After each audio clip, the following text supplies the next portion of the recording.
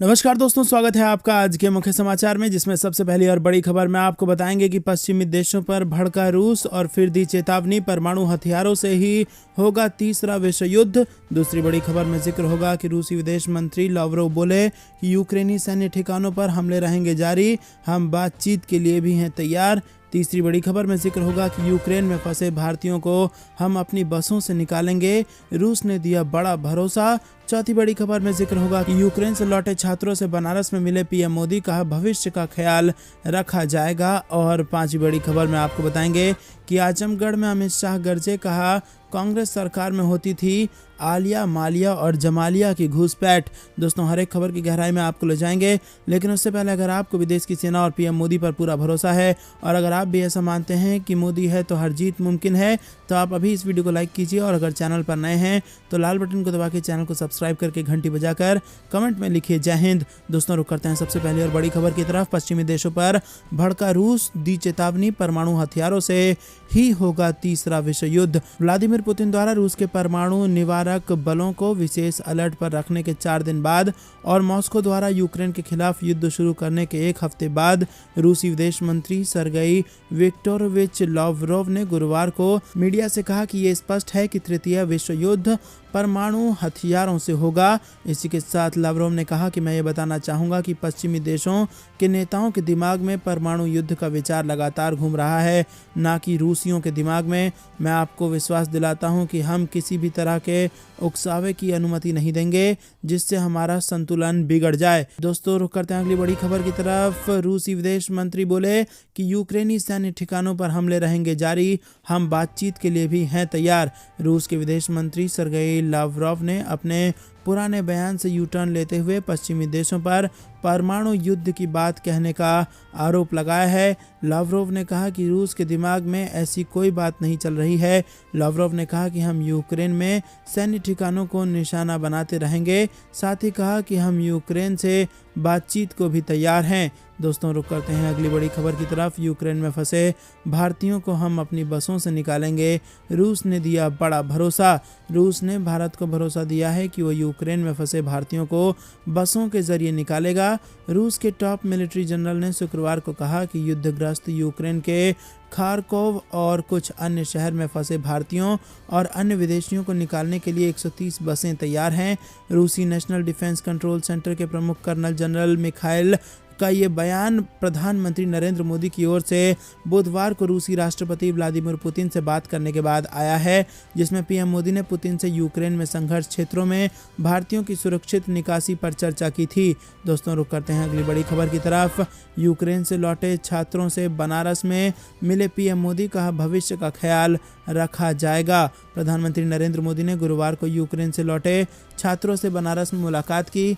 बेहद कठिन हालातों में रहने के बाद सरकार की कोशिशों से वतन वापस लौटे छात्रों ने पीएम मोदी से अपने अनुभव साझा किए और इस दौरान पीएम मोदी ने कहा कि छात्रों के भविष्य का सरकार ख्याल रखेगी और फिलहाल प्राथमिकता वहां फंसे सभी छात्रों को निकालकर भारत लाना है।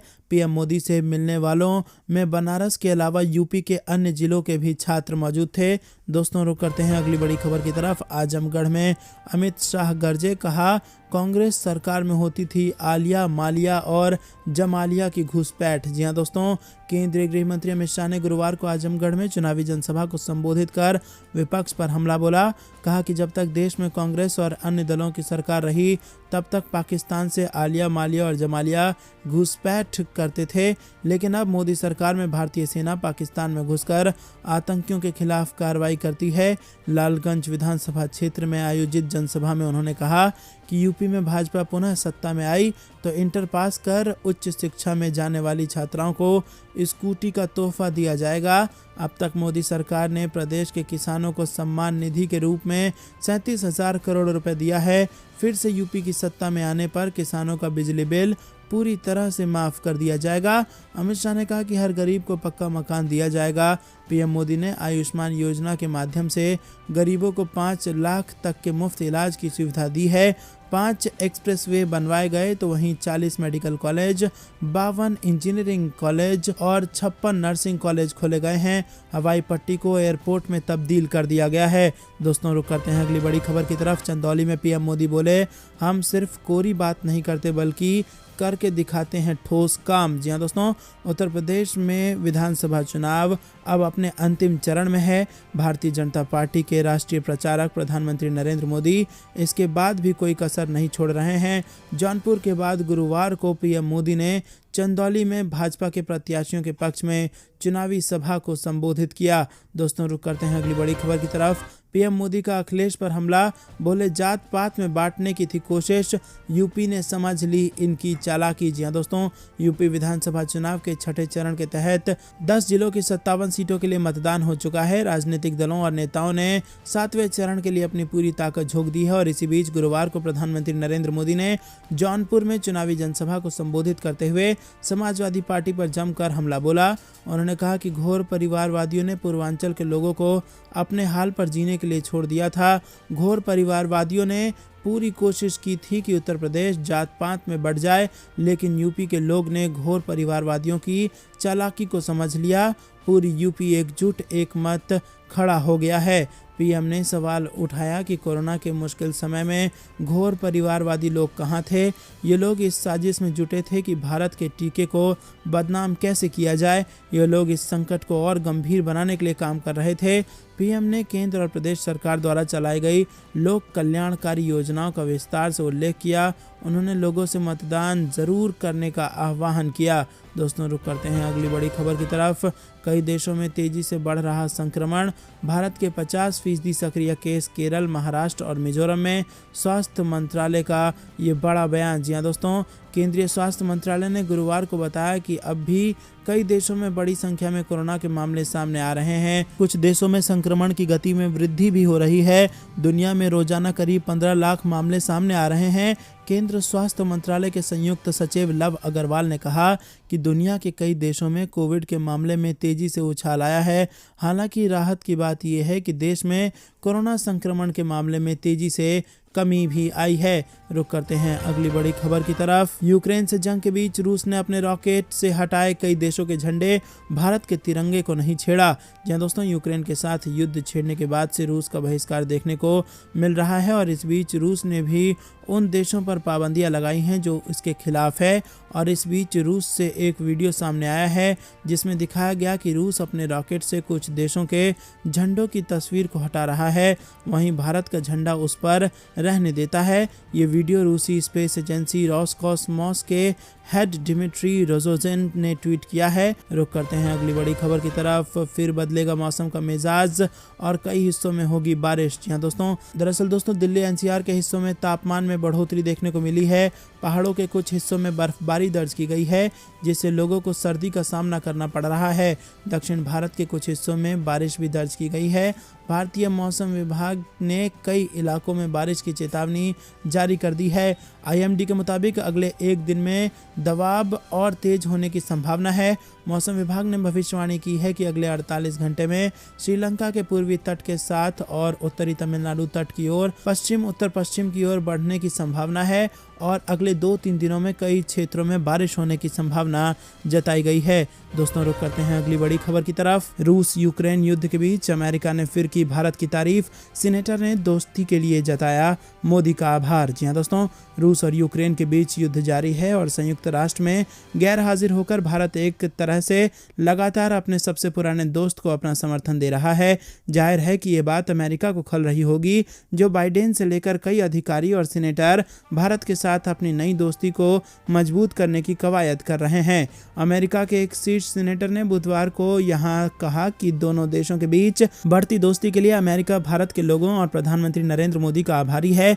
Near east, south Asia, central Asia और आतंकवाद विरोधी सीनेट फॉरेन रिलेशंस उप समिति के अध्यक्ष सीनेटर क्रिस मर्फी ने कहा कि अमेरिका भारत संबंध यकीनन काफ़ी मजबूत नहीं रहे हैं। संयुक्त राज्य अमेरिका हमारी बढ़ती दोस्ती के लिए भारत के लोगों और प्रधानमंत्री मोदी का आभारी है। दोस्तों, रुक करते हैं अगली बड़ी खबर की तरफ। पीएम मोदी बताएंगे टारगेट, राफेल की मिसाइल साधेगी निशाना, भारतीय वायुसेना का सबसे बड़ा शक्ति प्रदर्शन। जी हाँ दोस्तों, यूक्रेन युद्ध के बीच भारतीय वायुसेना अपने सबसे बड़े शक्ति प्रदर्शन के लिए पूरी तरह से तैयार है और इस फायर पावर का गवाह बनेंगे खुद प्रधानमंत्री नरेंद्र मोदी। जहाँ दोस्तों 2 साल में एक बार होने वाले इस वायु शक्ति एक्सरसाइज में भारतीय सेना के सभी फाइटर जेट, हेलीकॉप्टर और टोही विमान हिस्सा ले रहे हैं। वायु शक्ति युद्धाभ्यास की सबसे खास बात यह है कि लाइव फायरिंग ऑपरेशन के दौरान प्रधानमंत्री लड़ाकू विमानों को टारगेट बताएंगे और पायलट उन निशानों को साधेंगे।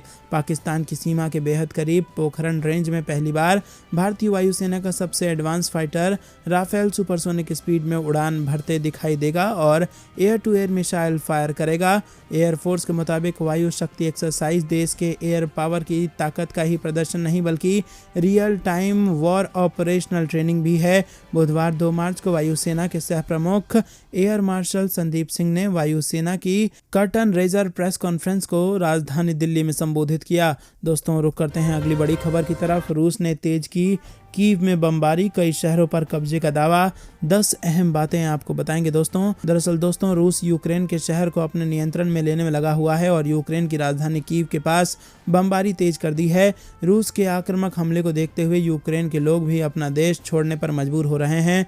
वहीं यूक्रेन में फंसे भारतीयों को भी तेजी के साथ निकाला जा रहा है और वापस स्वदेश लाया जा रहा है। रुक करते हैं अगली बड़ी खबर की तरफ। मेक इन इंडिया समय की है मांग, आयात पर निर्भरता कम करें, घरेलू विनिर्माण बढ़ाएं, उद्योग जगत। प्रधानमंत्री नरेंद्र मोदी ने की अपील। जी हां दोस्तों, प्रधानमंत्री नरेंद्र मोदी ने गुरुवार को कहा कि मेक इन इंडिया समय की जरूरत है और उन्होंने उद्योग जगत से आयात पर निर्भरता कम करने के लिए अपील की है। पीएम मोदी ने उद्योग जगत से भारत में निर्मित होने वाले सामानों के आयात में कटौती करने के प्रयास करने का आग्रह किया। प्रधानमंत्री ने make in India for the world पर DPIIT के वेबिनार को संबोधित करते हुए कहा कि दुनिया भारत को एक विनिर्माण शक्ति के रूप में देख रही है। प्रधानमंत्री ने कहा कि आत्मनिर्भर भारत और मेक इन इंडिया के लिए बजट में घोषणाएं उद्योग और भारतीय अर्थव्यवस्था के लिए महत्वपूर्ण है।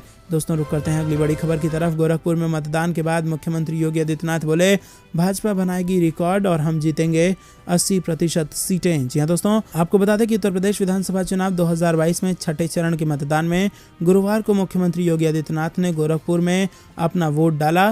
गोरखपुर शहर से भाजपा प्रत्याशी योगी आदित्यनाथ मतदान के बाद बेहद उत्साहित थे। उन्होंने कहा कि भाजपा उत्तर प्रदेश में सत्ता में वापसी का रिकॉर्ड बनाएगी। मुख्यमंत्री योगी आदित्यनाथ ने 7:20 पर प्राथमिक विद्यालय गोरखनाथ के कार्यालय बेसिक शिक्षा परिषद के कक्ष नंबर 4 में मतदान के बाद कहा कि जनता जनार्दन उत्साह में है और ये तो आम लोगों की जागरूकता का प्रमाण है कि जनता अपने संवैधानिक कर्तव्यों के प्रति जागरूक है। उन्होंने कहा कि सभी 10 के मतदाताओं से मेरी अपील है कि भाजपा को वोट दें और हम 80% से अधिक सीटें जीतेंगे और भाजपा रिकॉर्ड बनाएगी। दोस्तों रुक करते हैं अगली बड़ी खबर की तरफ। 7वें चरण के लिए बीजेपी ने झोंकी ताकत, पीएम मोदी अमित शाह और मुख्यमंत्री योगी के साथ दिग्गज करेंगे चुनाव प्रचार। जी हां दोस्तों, अब अपने अंतिम चरण में पहुंच चुका है यूपी का चुनाव और 7वें चरण की 54 सीटों पर अब वोटिंग होने वाली है जो कि काफी अहम होगी। वहीं बीजेपी ने अब राज्य की इन 54 सीटों पर फोकस कर दिया है,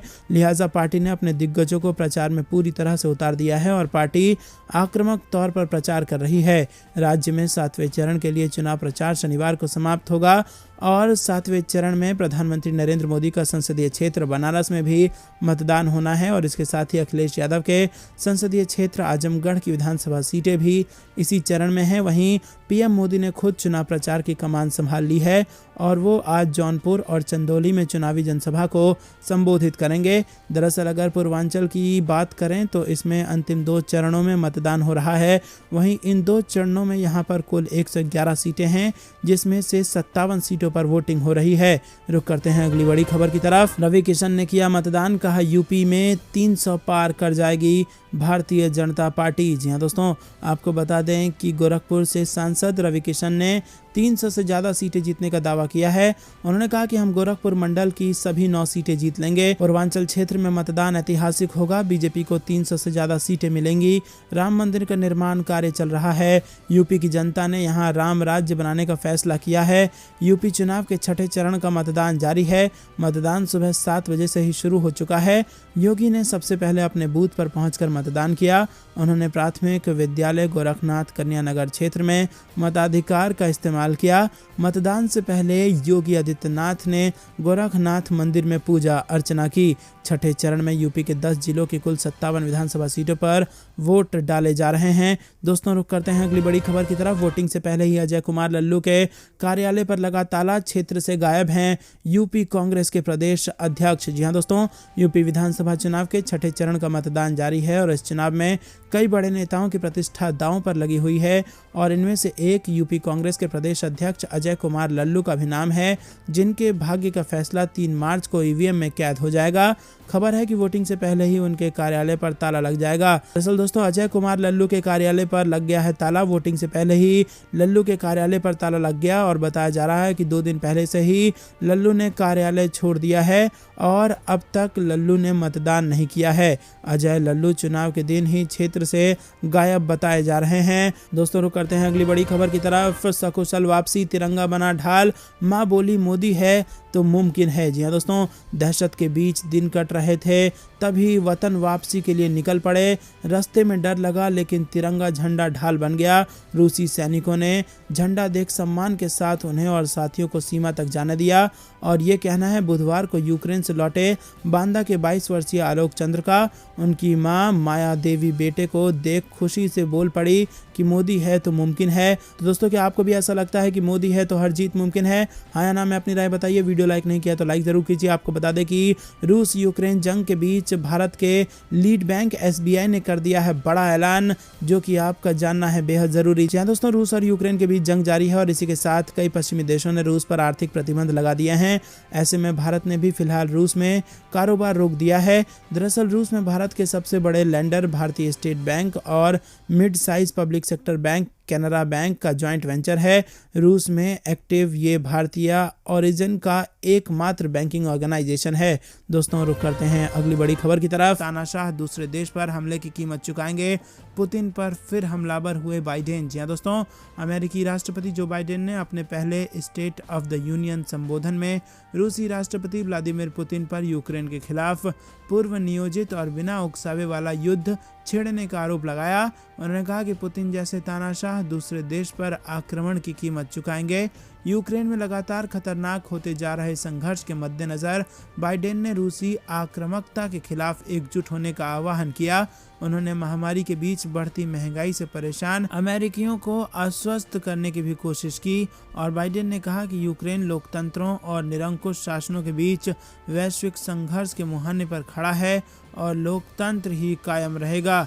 रूस के राष्ट्रपति पुतिन द्वारा यूक्रेन के खिलाफ विशेष सैन्य अभियान का आदेश दिए जाने के करीब 1 सप्ताह बाद अपने भाषण में अमेरिकी राष्ट्रपति ने कहा कि एक रूसी तानाशाह के दूसरे देश पर हमला करने के मायने पूरी दुनिया के लिए हैं। उन्होंने कहा कि अपने पूरे इतिहास में हमने ये सबक सीखा है कि जब तानाशाहों को अपनी आक्रामकता की कीमत नहीं चुकानी पड़ती तो वो और अधिक अराजकता फैलाने लगते हैं, वो आगे बढ़ते जाते हैं और अमेरिका तथा विश्व के लिए इसका खतरा व कीमत बढ़ती जाती है। दोस्तों रुक करते हैं अगली बड़ी खबर की तरफ। रूसी राजदूत का बड़ा बयान, बोले हर भारतीयों को यूक्रेन से निकालने की जिम्मेदारी हमारी, फंसे लोगों को सीमा से निकालेंगे। यूक्रेन में फंसे एक भारतीयों को अब बगैर किसी नुकसान के यूक्रेन की जमीन से रूस निकालेगा। यही नहीं, भारत और रूस के मजबूत रिश्तों के चलते रूस ने भरोसा दिलाया है कि जरूरत पड़ने पर वो रूस के इलाकों से भारतीयों को प्रवेश दिलाकर वापस भारत भेजेगा।